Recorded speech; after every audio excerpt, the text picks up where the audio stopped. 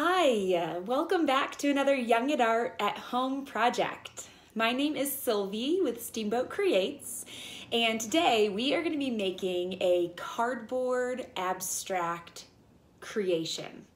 I'm going to make a face, so you'll see that pictured here, but you could use this method and make a whole alligator or a monster or anything that you're inspired to make. All you need are these simple materials.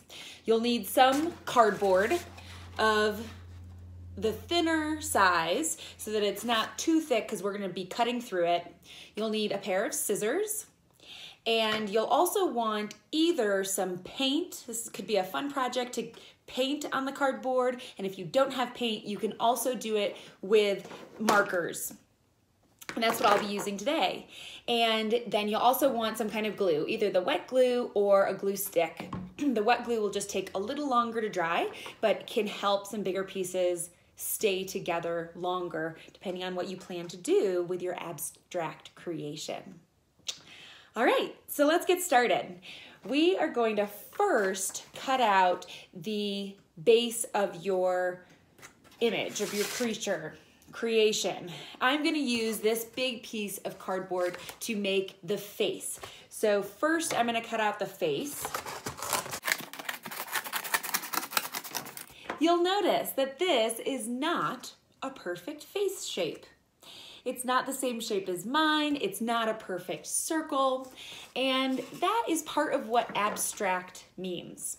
There is more realistic approach to making art, and if it was realistic, then the face that I end up with would really look like a person's face.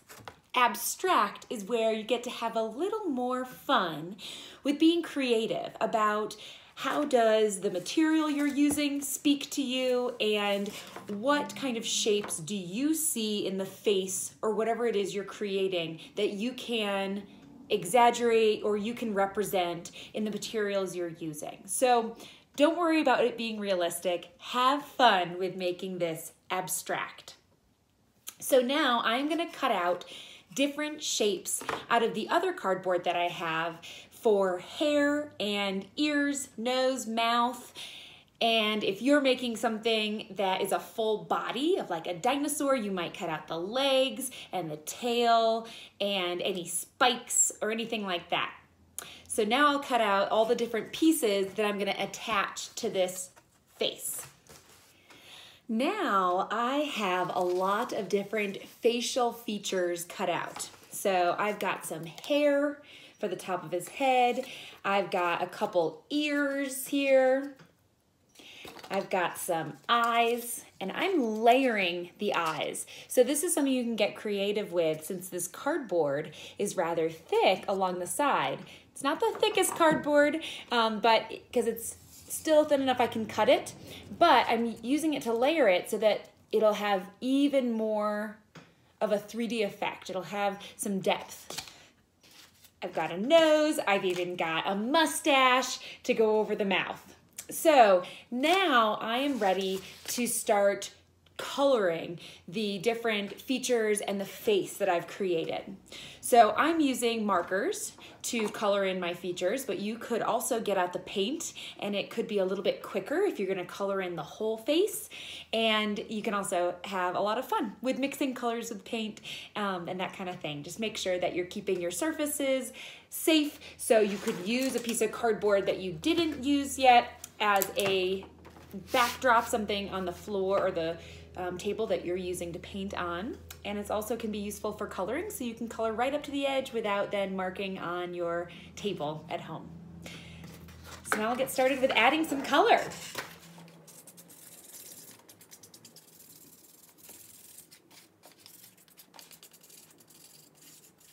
Now I have the hair as purple and the eyes as green.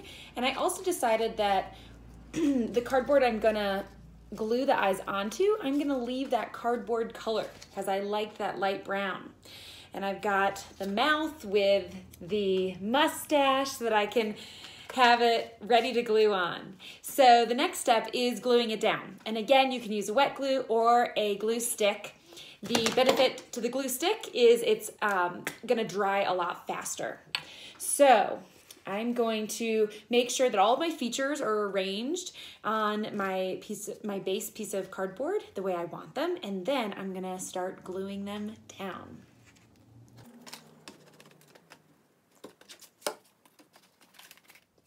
And remember, arranging things in this abstract style gives you a lot of room to get creative. So it doesn't have to look exactly like it would look on a regular face.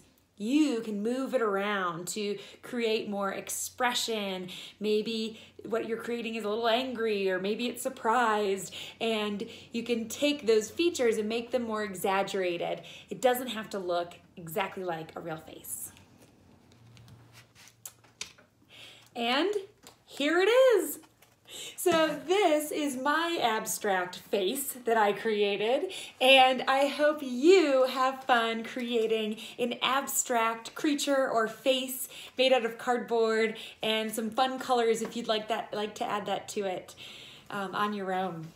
Thank you so much for joining this Young at Art at Home project, and please leave any questions or photographs in the Facebook comments below this post, and you can check out more videos at steamboatcreates.org/classes, as well as subscribe to the Steamboat Creates YouTube channel so you're the first to know when we upload a new project or activity. Thanks, and stay safe and have a great day. Bye.